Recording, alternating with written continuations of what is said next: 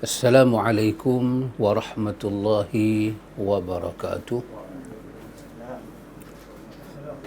Alhamdulillahi rabbil alamin.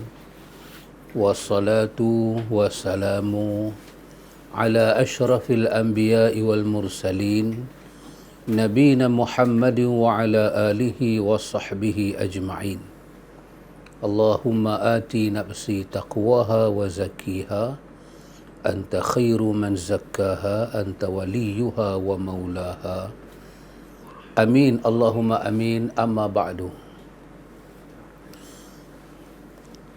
Para penonton, sahabat-sahabat yang dirahmati Allah Jalla wa'ala, Alhamdulillah, Alhamdulillah, summa Alhamdulillah.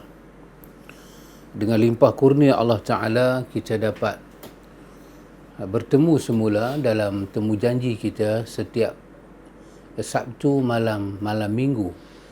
Kita mengambil sedikit waktu kita untuk belajar tentang hidayatul subyan, tentang tarbiyatul aulad, pendidikan anak-anak kita.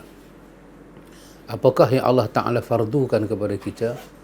Salah satunya yang termasuk di dalam ayat Ya ayyuhalladzina amanu qu anfusakum wa ahlikum nara, seperti kata Sayyidina Ali, iaitu allimuhum wa addibuhum, iaitu kita mesti memberi ilmu pada anak-anak, mesti memberi peradaban. Maka satu daripada ilmu yang kita kena sampai pada anak-anak sebagai ibu, sebagai bapa, ialah ilmu berkenaan dengan apakah makna Ashhadu an la ilaha illallah wa ashhadu anna Muhammadar Rasulullah. Itu adalah ilmu asas. Anak-anak kita kena tahu sebelum dia membesar dan dia keluar daripada rumah kita. Kalau ini kita gagal laksanakan, bermakna kita telah gagal melaksanakan tanggungjawab sebagai seorang ibu, sebagai seorang ayah. Dan di sana akan ada perhitungan di sisi Allah. Dosa ke atas kita. Yang keduanya, perkara yang kita kena mengajar anak-anak kita adalah rukun Islam yang kedua, iaitu sembahyang. Iaitu sembahyang. Dan bila sebut sembahyang, Rasulullah sallallahu alaihi wasallam menyebut sallu kama raaitumuni usalli. Maka kita kena mendidik anak-anak kita salat. Maka inilah yang sedang kita lakukan pada Sabtu malam minggu ini, untuk kita ambil seberapa banyak pengetahuan asas. Yang kita duk belajar ni adalah asas. Yang berapa siri kita duk belajar ni kesemuanya asas, bukan benda-benda yang rumit, mendalam, tak, benda asas. Untuk kita ambil tahu, kita nak pakai dalam salat dan untuk anak-anak kita. Maka kita sampailah pada muka surat yang ke-17, iaitu kita masuk rukun sembahyang yang bernama membaca surah Fatihah. Saya akan membaca dahulu teks yang kita jadikan dia sebagai teks oleh penulis kita. Penulis menyatakan kepada kita bahawa bermula membaca Fatihah itu 10 syarat. Ini kalau kita tengok balik daripada muka surat ke-15, rukun sembahyang pertama, niat dengan hati. Yang kedua, takbiratul ihram. Yang keempat, berdiri betul. Yang ketiga, berdiri betul. Yang keempat, membaca Fatihah. Bermakna kita berada pada rukun sembahyang yang keempat. Kita sedang belajar rukun sembahyang ini untuk kita dan untuk anak-anak kita, iaitu membaca suratul Fatihah. Yang keempat ini, ikhwan, kita kena balik pada yang pertama balik.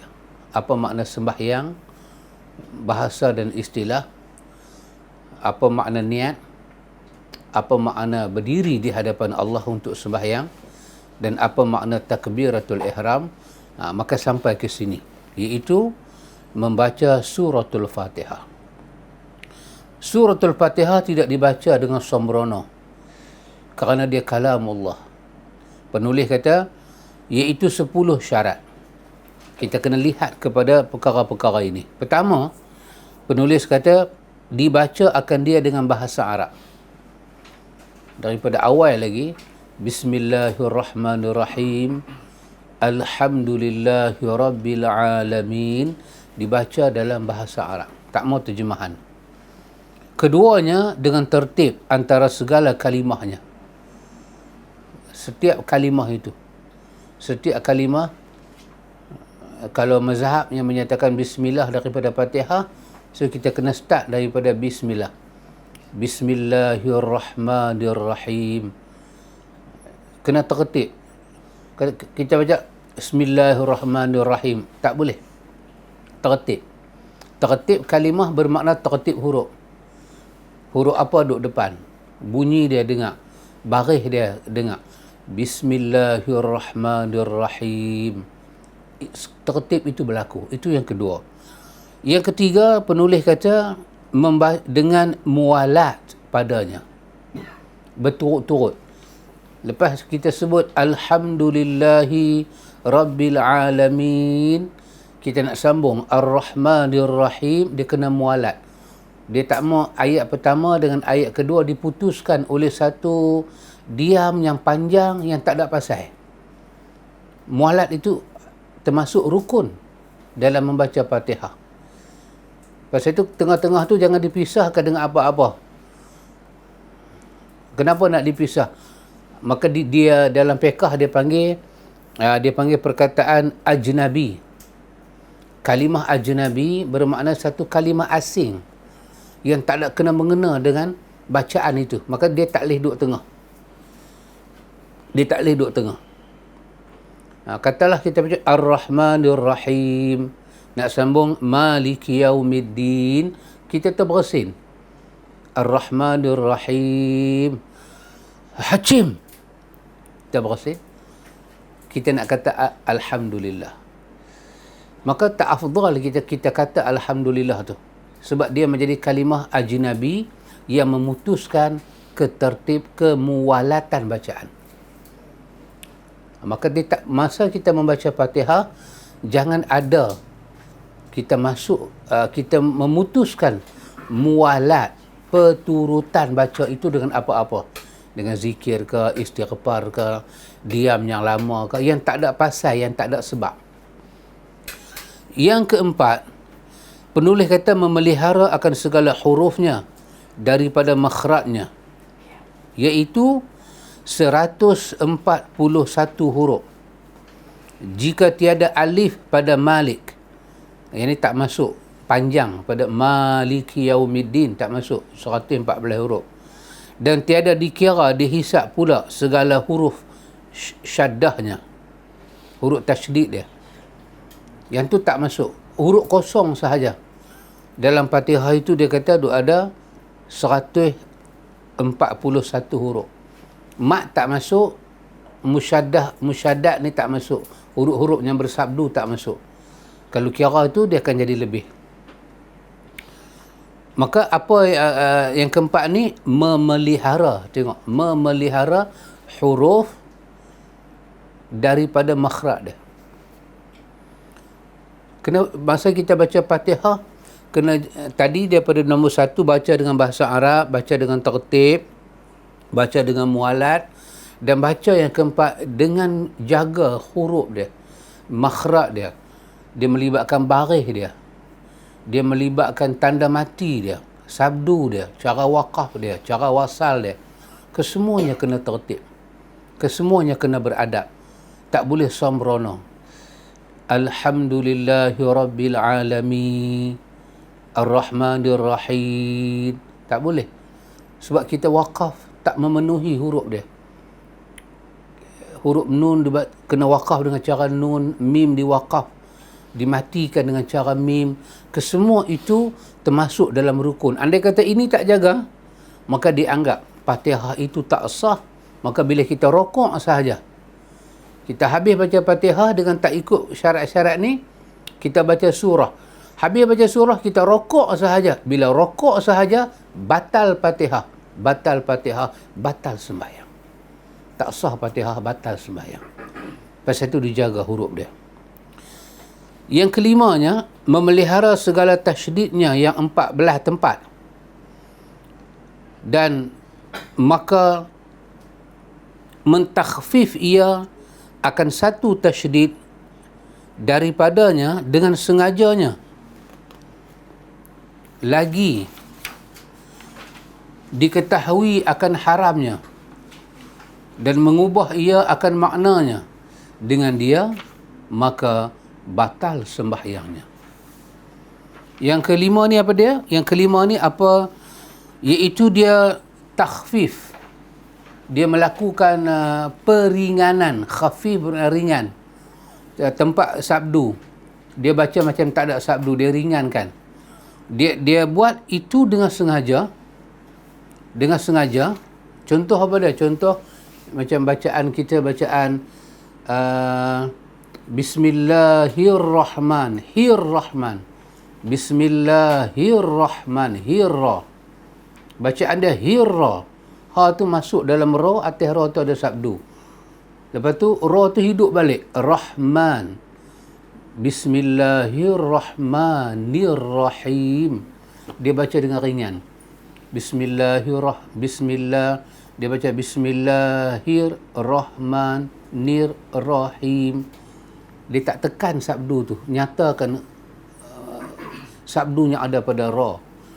Atau iyyaka na'budu wa iyyaka nasta'in. Dia baca macam takhfif, ringan. Iyyaka na'budu wa iyyaka nasta'in.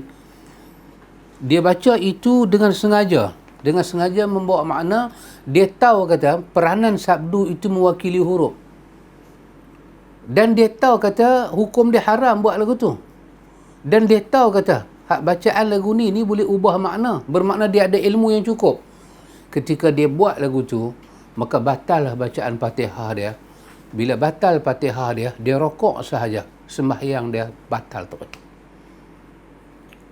Maka tapi kalau dia buat tanpa sengaja, tanpa mengetahui, kita katakan mudah-mudahan Allah memaafkan dia. Tapi dia tak boleh duduk dalam kebodohan selama-lamanya. Itu yang kelima. Dan penulis kata, jika mentakhfif ia dengan lupa atau jahil, ia akan haramnya. Ataupun dia buat juga, tiada mengubah ia akan maknanya, maka tiada batal sembahyangnya.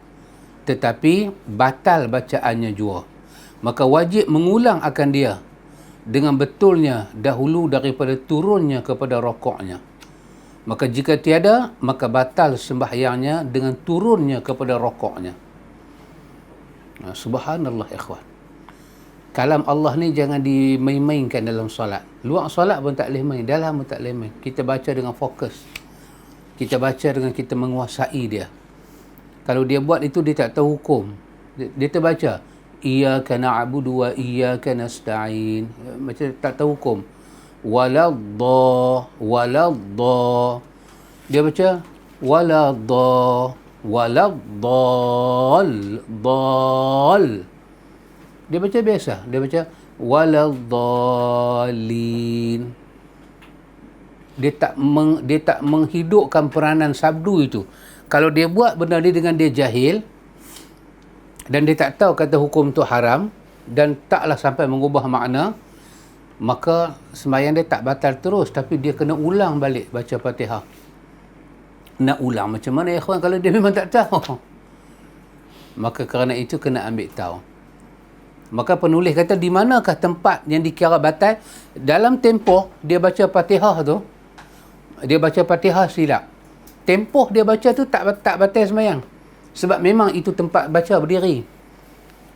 Dikira batal ni bila berlaku perubahan antara berdiri ke rokok. Bermakna masa peluang untuk perbetul balik Fatihah, untuk ulang balik dah habis, dan dia rokok dengan Fatihah tu tak betul. Masa dia rokok, dan rokok tu dikatakan sempurna, ketika itulah batal sembahyang dia.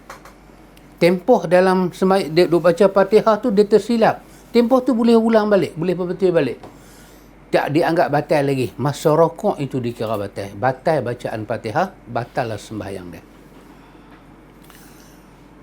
Dan demikian lagi, dan demikianlah engkau tafsilkan pada masalah lahan yang lagi akan datang. Demikian juga dia kata, cubalah kita kira tengok, kita sendiri buat calculation, tentang masalah lahan, baca Fatihah dengan telok yang teruk sangat ni. Berkata apa telok dengan slang yang sampai menghilangkan huruf, menghilangkan makhraj. Dia kata kiaslah ke situ. Maka itu juga boleh sampai peringkat membatalkan solat. Yang keenamnya, ketiadaan diam yang panjang dengan tiada uzur, iaitu diamnya lebih daripada kadar bernafas dan penat, atau diam yang sedikit yang diqasad dengan dia memutus akan bacaannya. Yang keenam tadilah, kerana dia ada mualat, dia ada tertib, dia baca satu ayat ke, nak pindah pada satu ayat, dia diam yang tak ada pasal. Diam yang uzur syar'i ni macam penat, orang penat, ada asma, atau seorang yang masbuk dia penat, ataupun kerana dia nak ambil nafas, itu yang menasabah lah. Tapi diam yang tak ada pasal ni, katalah dalam satu ayat pun dia diam panjang, Alhamdulillahi, kenapa tak habiskan terus? Kalau penat masa tu datang, tak apa. Kalau penat tu terlalu lama, maka yang afdalnya diulang balik bacaan tu. Alhamdulillahi, penat. Dah nampak reda sikit, ulang balik. Alhamdulillahi Rabbil Alamin. Tak apa. Tapi yang ni tak ada pasal, tak ada sebab. Maka itu boleh merosakkan bacaan. Ataupun dia diam tu dengan dia niat kata, aku tak idi baca Fatihah, maka batal lah Fatihah dia. Dan jika diam ia seperti yang tersebut itu, maka wajib mengulang akan dia daripada awalnya. Kalau dia diam terlampau lama sangat antara satu ayat ke satu ayat, maka dia kena ulang pada panggil apa? Pangkal ayat balik. Dia kena ulang balik daripada mula. Maliki yau. Dia tak sambung, dia diam. Maka dia kena ulang balik daripada Maliki yaumiddin, bukan ulang daripada bismillah tu. Dia ulang ayat tu sahaja. Jangan lama sangat dia diam. Ketujuhnya, dengan ketiadaan lahan yang mencedera ia akan maknanya. Telok baca, telok. Sampai hilang makna. Dia bukan baca kiraat, dia pun tak tahu kiraat. Dia baca tak tentu hala. Apa yang dia baca pun tak tentu hala. Slang dia tak slang. Nak bunyi ke Pakistan pun tak, bunyi ke Arab pun tak. Tak terbunyi sengau, tak tentu hala punya bunyi. Maka ini kena hati-hati. Kalau memang dia sengau, itu tidak ada hal sampai cedera makna. Kedelapannya, bahawa membaca akan dia pada hal berdiri atau gantinya pada ketika uzur. Masa dia baca Fatihah, dia wajib baca dalam keadaan berdiri. Ini termasuk daripada rukun syarat sah baca Fatihah. Dia tak boleh baca Fatihah duduk, sedangkan dia boleh berdiri, maka tak sah Fatihah tu. Ataupun dia baca Fatihah dalam position apa yang mengganti berdiri. Bagi orang yang uzur duduk, itu. Duduk itu adalah tempat qiyam, mengganti qiyam, sebab dia tak boleh qiyam berdiri, maka dia kena baca begitu. Kesembilannya, bahawa memperdengar ia akan dirinya. Dia baca, dia kena dengar. Maknanya Fatihah tak boleh baca dalam hati. Baca dalam hati, dia takbir, Allahu Akbar. Lepas tu dia diam. Tak dengar suara dia baca dalam hati. Dia baca dalam hati, sampai surah pun dia baca dalam hati, dia rokok. Dia rokok terus batal sembahyang dia. Kerana tempat Fatihah baca di lisan, telinga kena dengar. Kesepuluhnya, bahawa tiada menyalahi antara segala kalimahnya itu, tiada menyelangi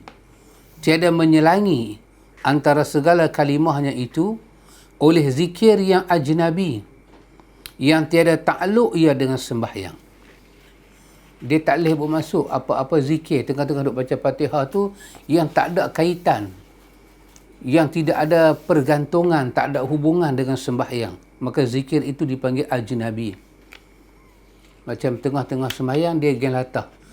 Tengah-tengah baca iyyaka na'budu wa iyyaka nasta'in. Tiba-tiba barang jatuh. Oh, cekpok. Tengah cekpok tu apa dia? Itu ajnabi. Itu bukan zikir, itu kalimah asing masuk terus. Maka dia jangan terus sambung. Ihdinas siratal mustaqim. Dia ulang balik. Sebab dia telah memasukkan kalimah yang ajnabi. Atau zikir ajnabi. Dia terbersin. Alhamdulillah. Dia termenguap. Dia kata a'udzubillah. Ataupun dia kata astaghfirullah. Itu semua zikir-zikir ajnabi yang tak ada kena-mengena pembacaan ketika itu. Maka Fatihah dibaca hanya dengan konteks Fatihah sahaja. Tak mau diselangi dengan apa-apa. Ataupun tengah-tengah sembahyang tu mata tengok di luar. Ternampak orang jatuh ke mulut tu kata Allahu Akbar. Tak boleh. Itu semua zikir ajnabi. Jangan diselangi. Kalau dia selang, dia kena ulang balik ayat itu. Penulis kata, ini adalah 10 daripada perkara yang kita kena jaga ketika kita membaca suratul Fatihah. Penulis kata, Syahdan, sunat membaca a'udzubillahi minasyaitanirrajim dahulu daripada Fatihahnya. Dan membaca amin dan surah kemudian daripada Fatihahnya. Dan sunat dinyaring pada keduanya jika nyaring Fatihahnya. Dan sunat saktah artinya diam sedikit kadar subhanallah antara Fatihah dan amin, dan antara amin dan surah, dan antara surah dan rokok. Penulis kata bila kita dah baca Fatihah, lepas dah habis waladdallin, dia kata sunat saktah. Ini bukan saktah hukum, ini saktah makna. Apa makna saktah? Diam. Lepas waladdallin, diam sat, supaya dapat keserentakan antara amin imam dan amin makmum tu naik sekali. Kadang makmum duk fokus, waladdallin, imam terus kata amin, dia kata makmum tak ada ikut, menafas sat, lepas tu amin serentak. Itu pada pandangan dia. Dan dia kata begitu juga lepas baca Fatihah, lepas baca surah, sebelum rokok dah habis dah, alaisallahu baca akhir surah Watin tu habis baca, jangan terus rokok. Dia kata saktah sat, diam sat, ambil nafas baru rokok, supaya berlaku tamakninah dan berlaku ketertiban membaca. Ini pandangan penulis. Ikhwatul iman, a'azakumullah wa uhibbukum fillah. Baik. 10 perkara yang kita tengok itu, dia ada suatu perkara yang kita kena hayati. Apa dia?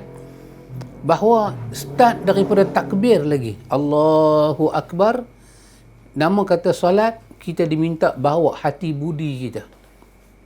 Kena tumpu bacaan kita. Baris dia, makhraj dia, panjang pendek dia, sabdu dia. Kenapa ikhwan? Kerana Fatihah adalah kalamullah. Bacaan Allahu Akbar, takbiratul ihram, itu tak masuk lagi kalamullah. Itu kita membesarkan Allah. Tapi apabila kita membaca iftitah tak masuk lagi. Kita baca a'udzubillah, kita baca bismillah, okey, kita dah masuk. Dah masuk kita membaca, kita menutur kalamullah. Perkataan Allah cukup mulia dan agung. Maka tak boleh dibaca. Maka dibacalah perkataan Allah Ta'ala itu seperti mana Allah turunkan dia. Kita tak boleh baca ikut suka.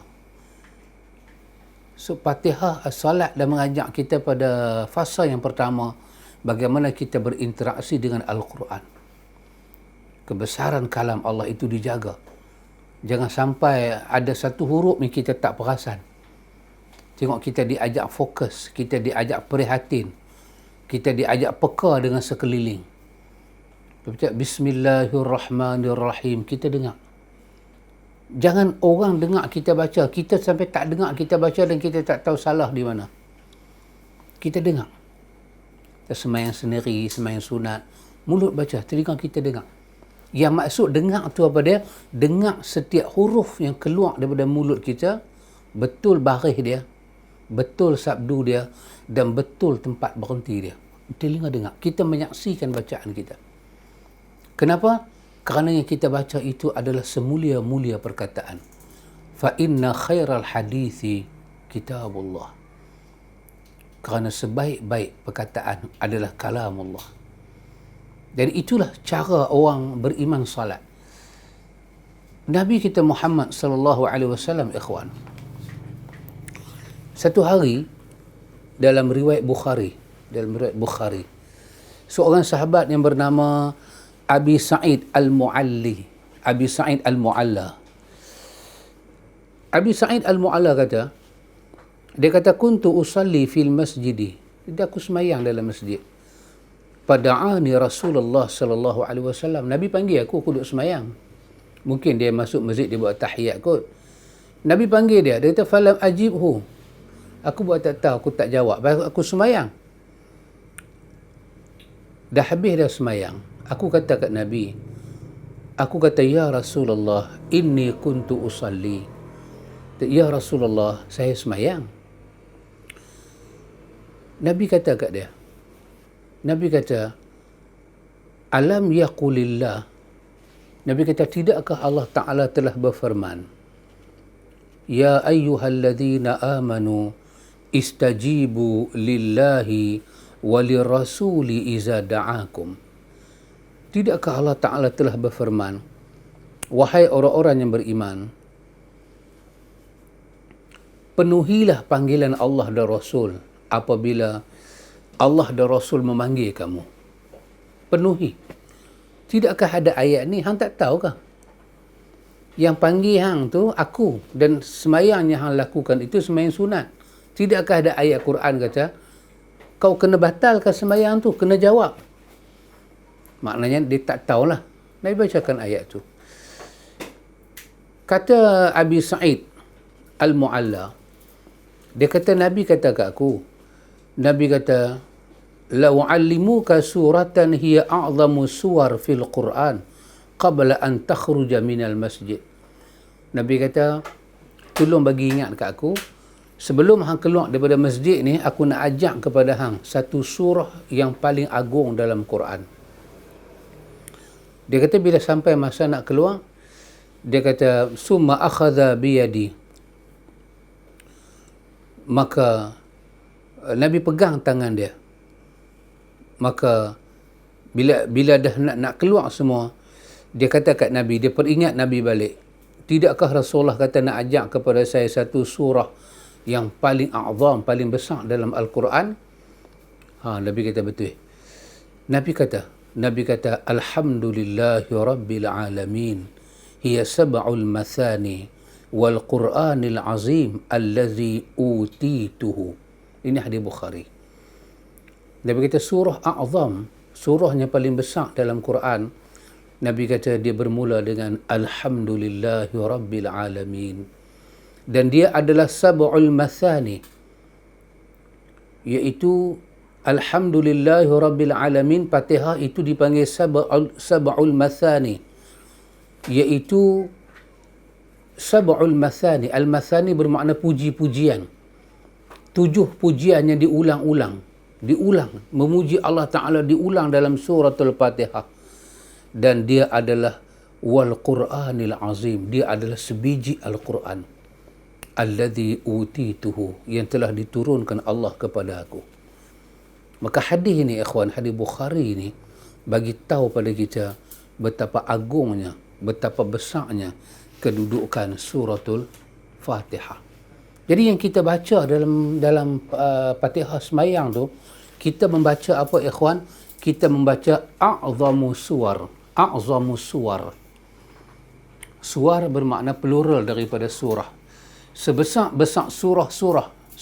Surah yang ada dalam Quran, Fatihah itu a'zamu suwar.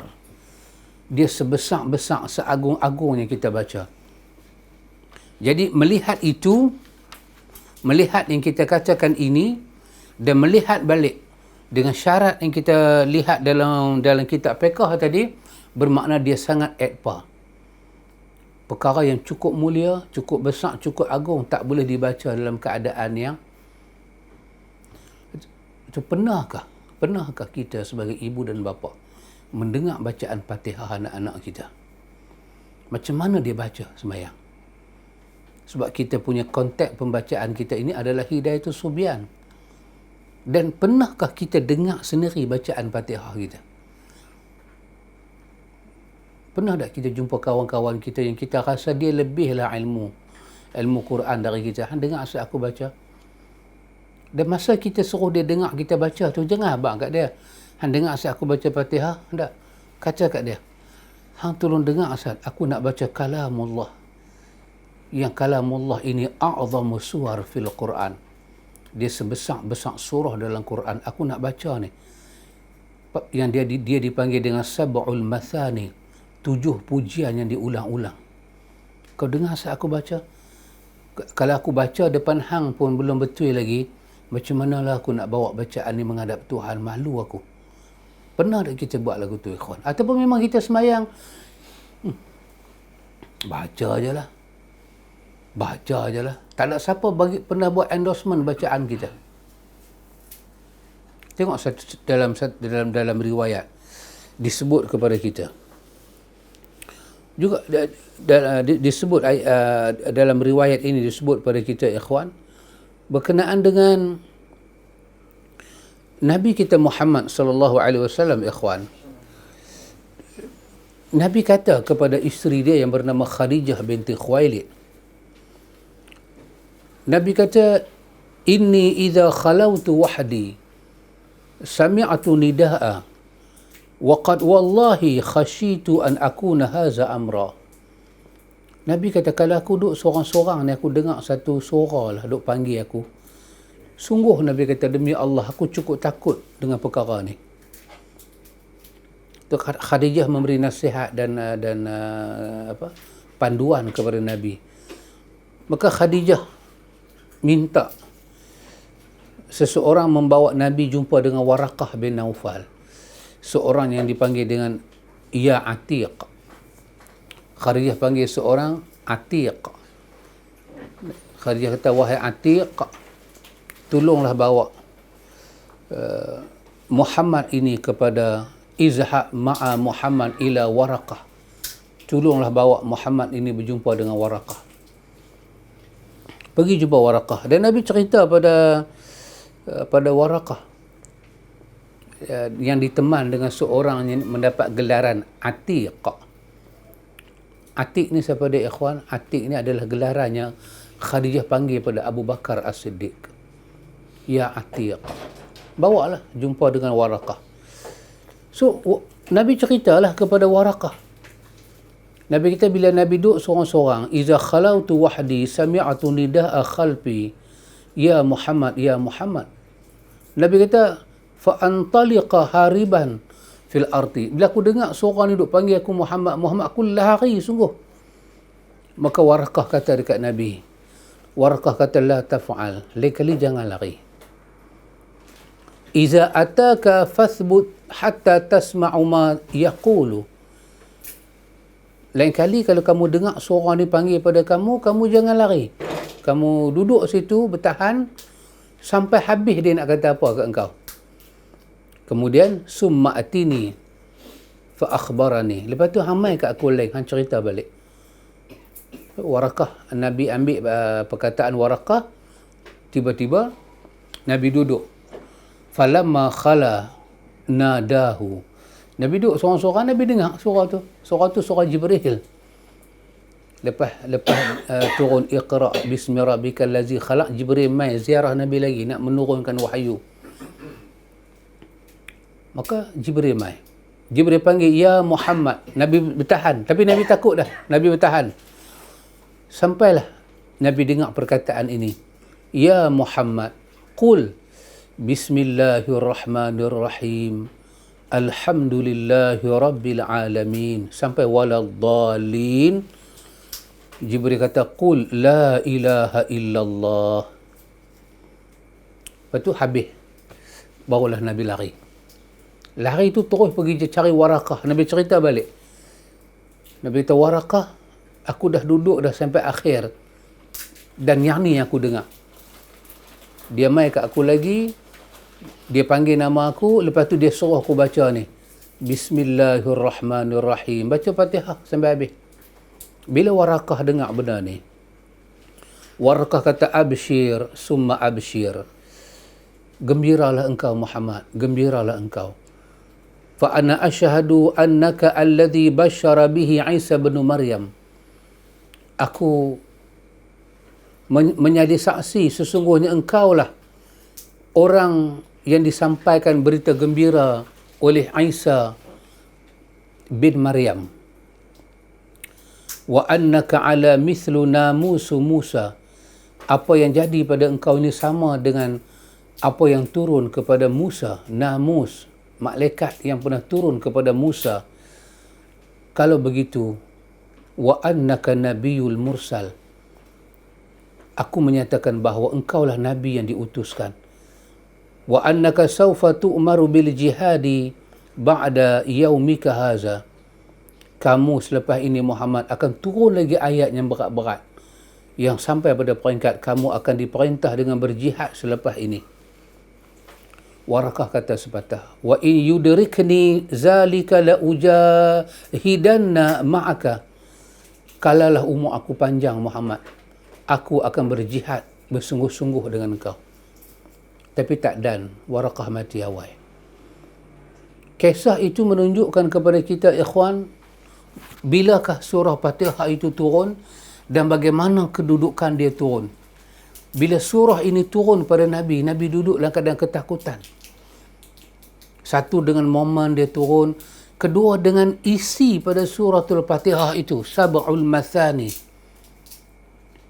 yang mengandungi suatu makna yang cukup dahsyat. Makna tauhid, makna ibadah, makna asas pada ibadah, makna nama-nama Allah, sifat-sifat Allah, makna kepada hari akhirat, makna tentang makna hidayah. Apakah kesan mengikut hidayah? Apakah kesan penyelewengan terhadap hidayah? Apa jadi pada orang yang tidak mengikut hidayah? Mereka diletakkan dalam golongan yang dimurkai oleh Allah dan sesat daripada dunia sampai akhirat. Mengandungi makna doa, sebesar-besar doa permohonan kepada Allah Ta'ala. Menyebut tentang kebesaran Allah, keagungan Allah, penghisapan di hari akhirat. Menyebut tentang hakikat kebesaran Allah. Dia adalah Rabb bagi alam ini. Sebesar-besar surah itu diturunkan kepada Nabi Muhammad. Dan apabila kita mulakan salat, ikhwan, kita mulakan salat dengan membaca surah yang paling awal adalah suratul Fatihah. Karena itu Allah Subhanahu wa taala menyebut kepada kita dalam surah Hijr. Allah kata, walaqad atainaka sab'an minal mathani wal qur'anal azim. Allah kata, sesungguhnya telah kami turunkan kepada engkau 7 daripada kepujian dan Quran yang azim. Subhanallah. Maka itu suatu kebesaran Allah Subhanahu wa taala yang besar yang Allah Taala bagi kepada kita di dalam suratul Fatihah. Begitu juga ikhwan, apa yang diriwayatkan di dalam riwayat-riwayat yang ada kepada kita, kita melihat tentang kedudukan suratul Fatihah ini, ikhwan. Satunya sebagai contoh yang kita dapat lihat daripada Abdullah bin Abbas dalam riwayat Muslim. Abdullah bin Abbas dia kata, bainama Jibrilu qa'idun 'inda Nabi sallallahu alaihi wasallam. Tengah Jibril duduk dengan Nabi semua. Abdullah bin Abbas kata, sami'a naqidan min fawqihi. Jibril dengar ada macam satu bunyi daripada sebelah atas langit. Farafa'a ra'sahu, Jibril mengangkat kepala dia naik ke langit. Faqala hadza babun minas sama'i futiha al-yawm lam yuftah qat illa al-yawm. Jibril kata, bunyi itu bunyi satu pintu di langit sana. Yang pintu tu tak pernah dibuka melainkan hari ini. Jibril kata, panazala minhu malak. turunlah satu malaikat daripada pintu itu. Faqala, Jibril kata, haza malak nazala ilal ardi lam yanzil qad illa al-yawm. Malaikat ni dia tak pernah turun sebelum ni. Malaikat hari ni, pintu tu pun tak pernah buka. Malaikat buka hari ni. Dan malaikat tu pun turun. Fasallama. Dia mai bagi salam kat Jibril, bagi salam kat Nabi. Waqala, malaikat tu kata, abshir binuraini utitahuma lam yu'tahuma nabiyyun qablak. Malaikat tu kata, bergembiralah kamu dengan dua nur. Bergembiralah kamu dengan dua nur, dengan dua cahaya yang diberikan keduanya pada kamu, yang tak pernah diberi kepada mana-mana Nabi sebelum kamu dua cahaya ni. Cahaya apa? Apakah yang dikatakan dengan dua cahaya yang dibawa oleh malaikat yang tak pernah turun ke bumi, dan mereka datang daripada satu pintu langit yang pintu tu tak pernah dibuka melainkan hari itu. Mereka bawa dua cahaya kepada Nabi yang tak pernah Nabi dulu dapat dua cahaya ni, melainkan Nabi dapat nurain. Apa dia?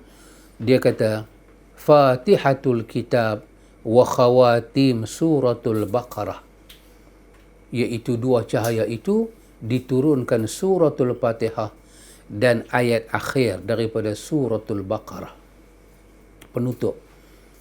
Dan disebut di ujung tu dalam riwayat Muslim, lam taqra biharfin minha illa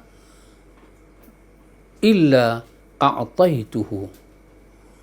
Tidaklah siapa-siapa membaca satu huruf daripada nurain ini, melainkan Allah bagi apa yang dia nak.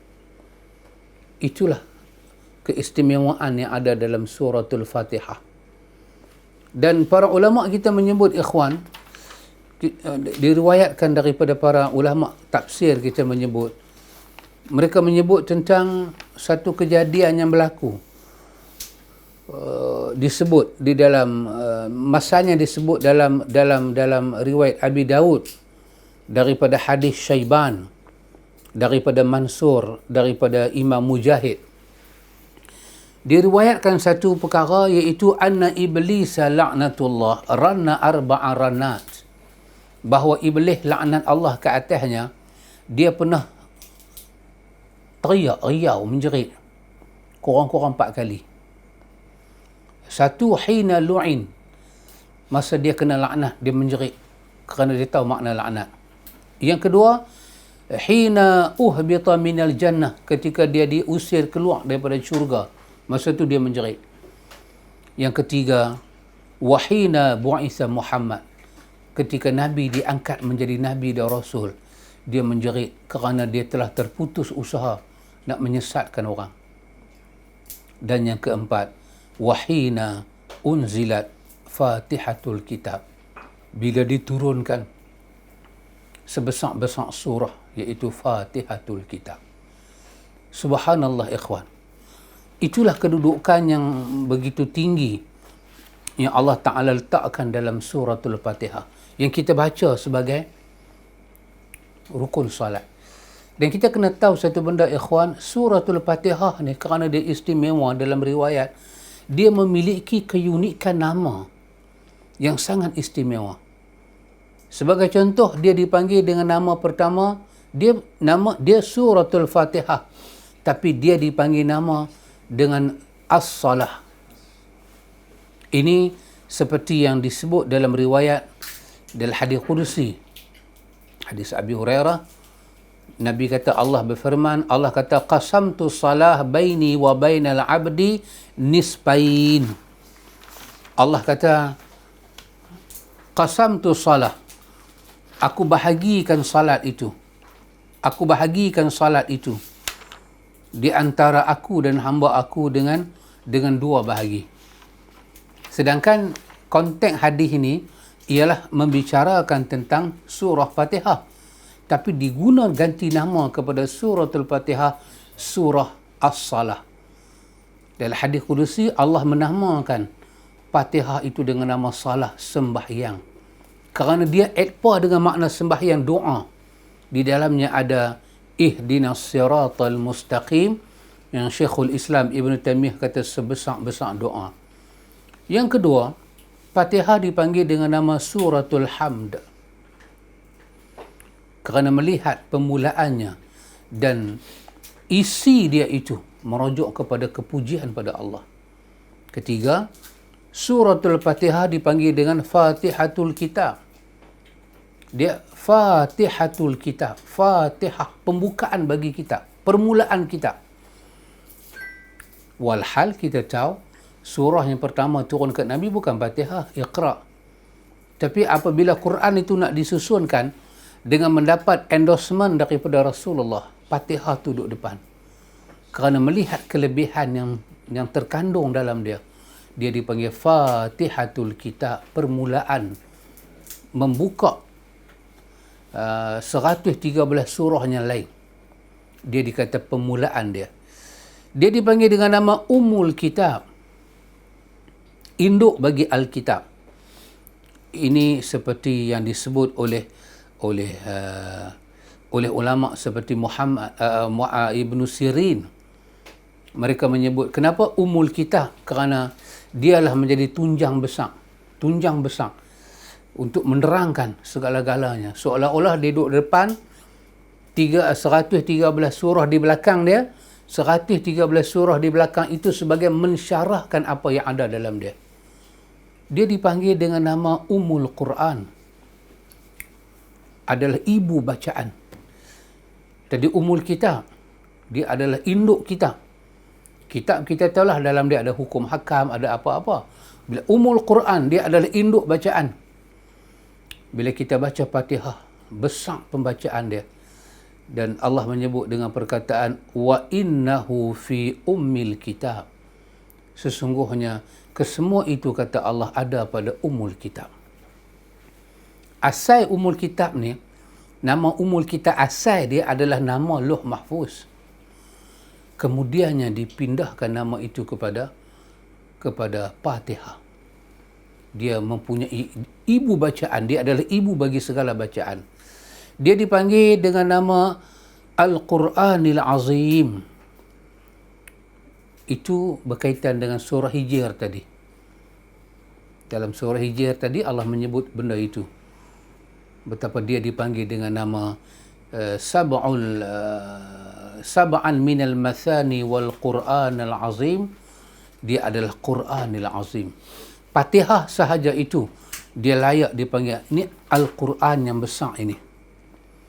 Dia dipanggil dengan nama Asy-Syifa. Ini seperti yang kita tahu dalam riwayat Abi Sa'id Al-Khudri menyebut tentang riwayat ini. Walaupun riwayat ini ada perbincangan ulama hadis tentang kedudukan dia, tapi nama itu diangkat Asy-Syifa berdasarkan satu riwayat yang dhaif. Dikatakan Fatihatul Kitab Syifa'un min kulli sam. Fatihah itu adalah syifa bagi setiap racun. Maka berdasarkan riwayat Ad-Darimi itu, maka diangkat nama bagi Fatihah, dia dipanggil dengan nama Asy-Syifa, penawar. Dia juga dipanggil dengan nama Ar-Ruqyah, surah yang dapat diruqyah, dijampi, dapat menghalau hantu syaitan. Itu kesemua kita tahu berdasarkan riwayat Abi Sa'id Al-Khudri. Riwayat ini riwayat yang begitu sabit kepada kita ikhwan dalam hadis Bukhari. Maka soalan Nabi kepada sahabat dia adalah bertanya tentang ma adraka annaha ruqyah. Apakah kau tidak tahu bahawa Fatihah itu dia boleh dijadikan ruqyah sebagai surah menjampi, mengubat? Maka kerana itu dia dipanggil dengan nama Ar-Ruqyah. Dia juga dipanggil dengan nama surah Al-Asas. Ini seperti yang diriwayatkan daripada Imam Asy-Sya'bi. Dia yang menyebut Fatihah itu adalah asas. Sampai Imam Sya'bi kata, alaika bi asasil Quran Fatihatul Kitab. Asy-Sya'bi kata, sami'atu Ibnu Abbas yaqul li kulli syai'in asas wa asasu dunya Makkah. Sya'bi kata ini ada riwayat daripada Ibnu Abbas, iaitu dia kata hendaklah ke atas kamu berpegang dengan asas Al-Quran, iaitu Fatihatul Kitab. Dia kata kerana ada riwayat daripada Ibnu Abbas yang menyebut perkara ini, bahawa wa asasul Quranul Fatihah.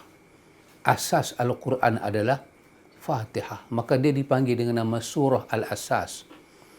Dan dia dipanggil dengan nama surah Al-Wafiyah. Surah Wafiyah ini seperti yang dinamakan sendiri oleh seorang ulama besar, Sufyan bin Uyainah. Dia adalah guru kepada Imam Syafi'i. Sufyan bin Uyainah menamakan Fatihah dengan nama Al-Wafiyah. Al-Wafiyah bermakna pelindung, melindungi. Fatihah lindung kita, dia protect kita. Dan Fatihah juga dipanggil dengan nama surah Al-Kafiyah. Ini seperti disebut oleh tokoh besar Yahya bin Abi Kathir. Dia menyebut bahawa Fatihah itu adalah kafiyah. Kafiyah bermakna yang mencukupkan. Kerana dikatakan bahawa li'annaha takfiya an siwaha wa la yukfiya siwaha anha. Fatihah itu dia mencukupkan selainnya dan selainnya tak boleh mencukupkan dia. Maka dibawalah kepada kita satu riwayat di dalam Mustadrak Imam Al-Hakim menyatakan hadis daripada Khalad Al-Askandarani menyebut tentang Ummul Quran iwadun min ghairiha wa laysa ghairiha minha iwadun, iaitu bahawa dia katakan riwayat itu daripada Nabi menyebut bahawa Quran Fatihah itu dia adalah iwad min ghairiha, dia dapat menggantikan selain daripadanya dan selain daripadanya tak boleh mengambil tempat dia. Maka kerana itu dia dipanggil Yahya bin Abi Kathir menamakan Fatihah dengan nama surah Al-Kafiyah. Kalau kita ambil daripada atas tadi, satu, dia dipanggil dengan nama As-Salah, dia dipanggil dengan nama Suratul Ham, dia dipanggil dengan nama Fatihatul Kitab, dia dipanggil dengan nama Ummul Kitab, dia dipanggil dengan nama Ummul Quran, dia dipanggil dengan nama Al-Quranil Azim, dia dipanggil dengan nama Asy-Syifa, dia dipanggil dengan nama Ar-Ruqyah, dia dipanggil dengan nama Al-Asas, dia dipanggil dengan nama Al-Wafiyah, dia dipanggil dengan nama Al-Kafiyah. 12 nama dia. Kesemua itu menunjukkan kehebatan dia. Dan itu yang kita nak baca awal-awal salat. Macam mana agak-agak nak baca, ikhwan? Subhanallah, ikhwan. Rupanya sembahyang ni sesuatu yang sangat-sangat dahsyat. Sangat-sangat dahsyat. Daripada awal makna dia dah besar. Niat dia pun dah besar. Berdiri dia pun dah besar. Takbiratul ihram pun dah besar dah dengan lafaz Allahu Akbar sampai Fatihah. Karena itu Fatihah kena dibaca dengan beradab. Setiap kita mesti membetulkan bacaan Fatihah kita, kadar kemampuan kita. Mesti, tak boleh. Berapa tahun kita sembahyang, kita pun tahu kata tak ada siapa pun bagi endorsement bacaan kita. Dan kita kena baca Fatihah dengan penuh kemuliaan. Kita dapat menghayati dia itu. Kemudian ikhwan, selepas itulah baru kita akan masuk kepada yang berikutnya. Selepas kita baca Fatihah, barulah kita akan masuk rukun sembahyang yang kelima, iaitu rokok. Rokok ni apakah pula syarat-syarat sah dia? Apakah pula suatu pengaruh yang diberi pada kita dalam salat ketika kita rokok? InsyaAllah ikhwan, panjang umur, sihat badan. Kita jumpa kepada minggu hadapan, iaitu pada Sabtu malam minggu. Kita akan menyambung lagi. Ada soalan? Boleh, insyaAllah. Saya bisa dengar membaca siratal ladzina an'amta 'alaihim ghairil maghdubi 'alaihim waladdallin. Itu dia sambung baca Allahumma ighfirli wal walidayya. Ya. Wallahu ta'ala alam. Allah Maha mengetahui.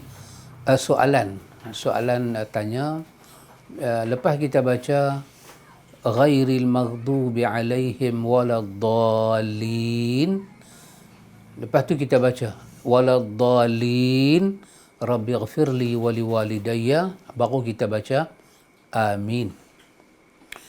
Jadi soalan kata bolehkah? Baik, di sini ada 3 perkara yang patut kita tengok. Satu, kembali balik kita kepada makna dan kebesaran yang ada dalam suratul Fatihah tu. Kedahsyatan suratul Fatihah tu. Lihat balik kebesaran dia, cara dia turun, mana keadaan Nabi, malaikat datang tadi. Lepas tu isi dia, konteks dia, kedudukan dia dengan Fatihah, ada dengan solat. Yang kedua, kita lihat balik, orang yang ajak kita sembahyang ni adalah kekasih Allah Nabi Muhammad. Ada tidak ada riwayat daripada Nabi yang Nabi menyelit doa tu dalam antara itu? Itu yang kedua. Yang ketiga, kita melihat kepada keperluan. Adakah time itu time yang keperluan kita mendoakan dengan doa Rabbighfirli wali walidayya. Sedangkan dalam riwayat lain, bila sampai pada sujud, Nabi kata, perbanyakkanlah doa di situ.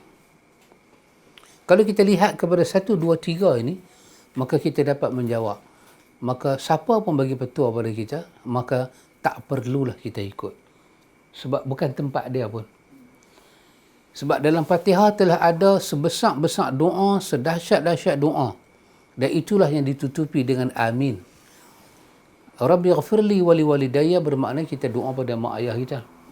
Dan itu diberi peluang oleh Nabi sendiri pada kita dalam sujud yang ada dalam salat. Di situ di situ Nabi tak sebut doa pada mak bapak ke apa. Nabi kita perbanyakkan doa kerana kamu dekat dengan Tuhan. So kalau kita nak baca Rabbighfirli wali walidayya, itulah tempat dia. Dan lagi satu, kalau ditanya, ada ulama kata boleh baca? Kita jawab, ya, ada ulama kata boleh baca, namun tidak ada satu nas menyokong kenyataan itu. Jadi kita balik, kita boleh bercanggah dengan pandangan ulama, kita tak boleh bercanggah dengan petunjuk Nabi. Sebab dalam salat Nabi kata apa? Sallu kama ra'aitumuni usalli. Boleh nak? Wallahu a'lam. InsyaAllah kita akan berjumpa lagi. Kita akan sambung lagi rokok macam mana. Subhanakallahumma wa bihamdika asyhadu an la ilaha illa anta astaghfiruka wa atubu ilaih. Wa sallallahu ala nabi Muhammad walhamdulillahi rabbil alamin. Yang baca tu ustaz dia tu pasal daripada saya budak-budak memang daripada baca tu.